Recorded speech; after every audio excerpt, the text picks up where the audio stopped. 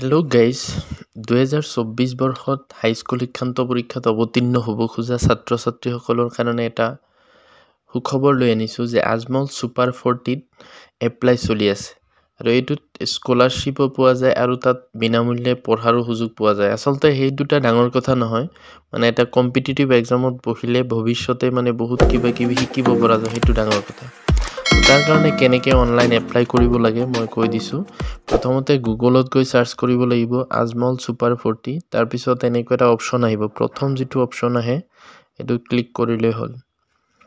তাৰপিছত অলপ তললৈ টানিলে এটা অপশ্যন আহে, এই পপ আপ মেনুটো কাটি দিব লাগিব যে online registration of second phase for the session 2024 বুলি আহে।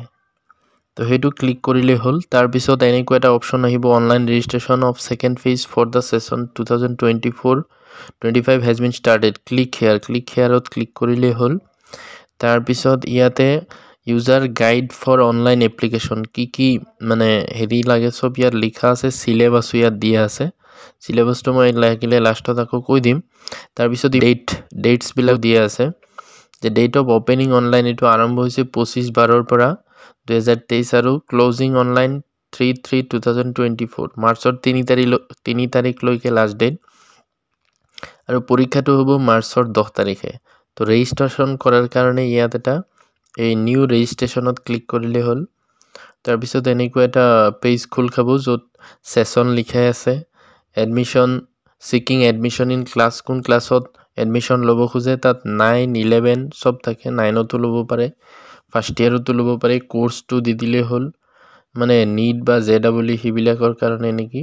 তো এটা ক্লিক কৰি দিলে হ'ল। তাৰপিছত ষ্টাডি চেণ্টাৰ চিলেক্ট কৰিলে হ'ল, নাম লিখিব, date of birth, gender, caste, category, personal details, father's name, father's occupation, WhatsApp number, mother's name, postal address, তাৰপিছত কাৰেণ্ট ইনষ্টিটিউচনেল ডিটেইলছ, এইকেইটা ফিল আপ কৰি লাষ্টত ছাবমিট কৰি দিলেই হ'ল। তো এনেকৈ অনলাইন এপ্লিকেশ্যনখন ফিল আপ কৰিব পাৰিব আৰু চিলেবাছটো দি দিয়া হৈছে।